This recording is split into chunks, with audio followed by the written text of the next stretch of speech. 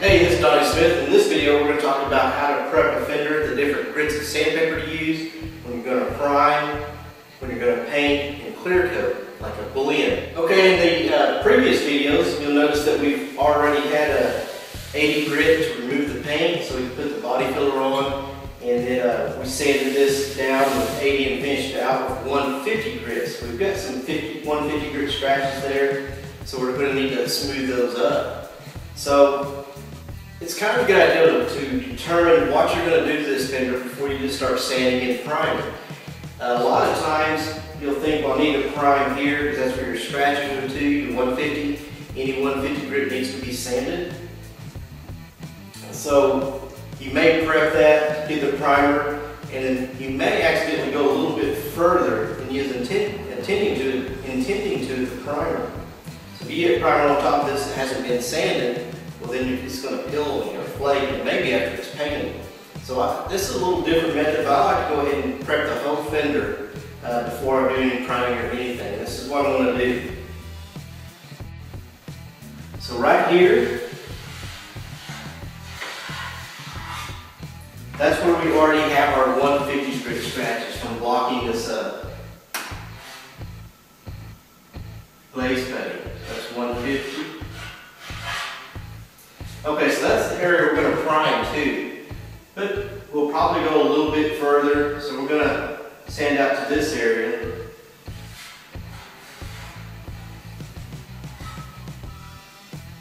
So we'll probably sand out to here with 320, because we know that that's where primer is going to get. Now we're going to blend this fender, so we're going to get paint. We're not going to paint the whole fender, but we're just going to blend into it. So, the blend's probably going to be right around here where paint will be. So anywhere that you paint, you won't sand it with 400 to 600. We use 500, but it could be 4 to 6. And like I said, we're going to do it with 500 grit. So we got 150 grit scratches, 320 where the primer is going to get, 500 where the paint's going to get. So what about the rest of this that doesn't get any primer or base coat? Well, what we're going to do with this is we're going to sand all this, and it's just going to get clear coat applied.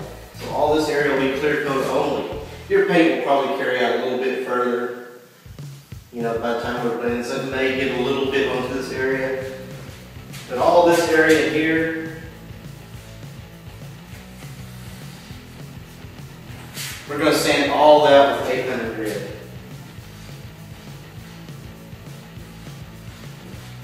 You can sand it anywhere from 800 to 1000, but we're going to use 800. Then once we have this sanded with 320, 500, and 800, that's what we're going to use is 800. We want to be sure that all of our edges are stuffed good, and there's no problems in here we're going to have an issue with. So I'm going to use a gray scuff pad. And I'll go with the entire area with a gray scuff pad.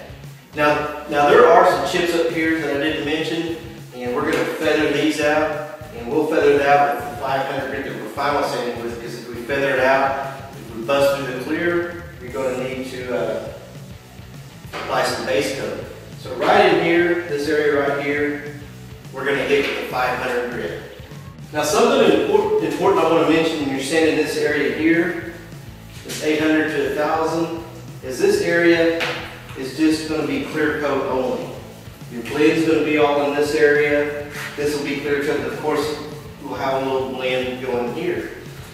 But all of this, if you sand through that clear coat, you're going to have to go ahead and apply base coat. So you want to be very careful not to bust through your clear. If you busted through your clear and then you apply clear coat on top of it, you're going to see that spot where you sanded through. So you want to sand it good, make sure you get good adhesion, but you want to make certain that you don't sand through the clear. In edges like this, any body lines, that's where you have to be extremely careful around. We usually use a DA doing all of our sanding, a DA sander. So if you're using a DA, kind of be careful around your edges. Don't have have to use the DA, you can do all this by hand. Doing it by hand is a little bit slower. You can use the same grids, but you have less of a chance of sanding through. So if this is something you've never done, and you're kind of nervous about if you're going to burn through or not, sand through, you know, you may just do it by hand. The DA works much faster, and it does a great job. You know, you take a little bit of care with it, a little bit of caution around your edges. Okay, now I'm going to show you. Sometimes it's easier to show you than to explain, but I wanted to give you that basic information before I went through the steps. The first thing I'm doing is clean it with wax and grease remover. Get it good and clean. Now I'm using a interface pad. Anytime you're final sanding or using the finer grits, you want to use this interface pad. And I'm using 320, and I'm going anywhere and out past the 150 grit scratches. So I want to make sure all the 150 grit scratches are gone, and anywhere primer is going to get, you know, I want with 320 grit sandpaper.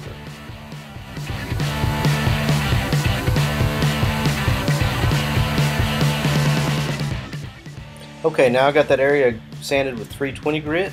Now I'm switching to the 500, and I'm going to go out past the primer area, anywhere that paint will be applied. I'm going to sand this with 500 grit.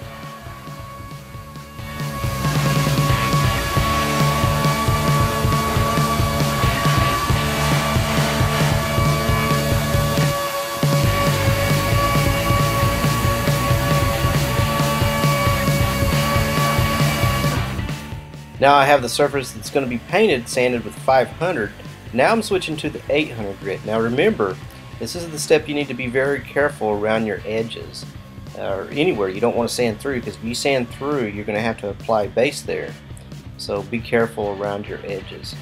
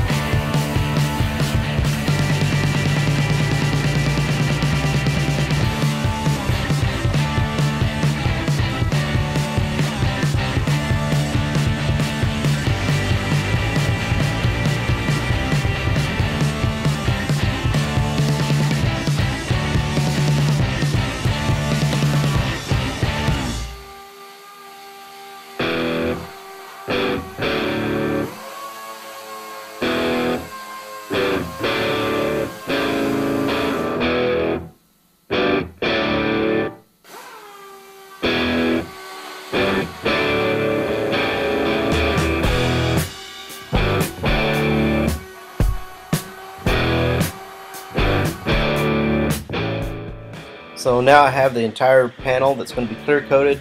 I have it sanded with 800.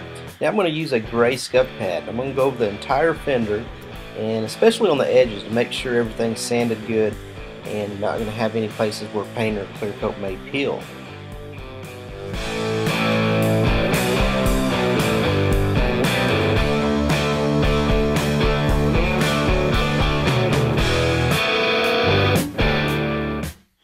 And another thing I'm doing while I'm scuffing it, I'm going to be painting the jambs on this, inside the jamb, because it was not painted. So I'm going to go ahead and scuff that and get that all ready while I'm scuffing. Spraying it off with some wax and grease remover, and this will clean it off where I can see it real good. Make sure there's no glossy spots left. If there is, I'll need to scuff it.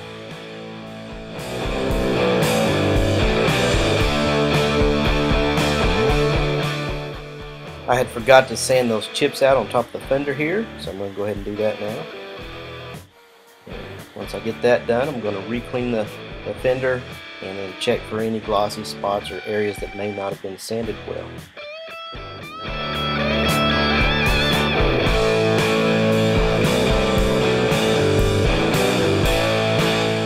Inspecting the fender, I find one spot that needed sanded a little better, so I'm going to hit it, and then I'll re-clean the fender and get it ready for prime. So that basically wraps up this video and goes through the steps to prep a fender to get it ready for primer, and it'll be ready for paint as well. Thanks for watching this video, and be sure and go to collisionblast.com and subscribe. You can subscribe for free, and you will receive hours of free training and videos like this.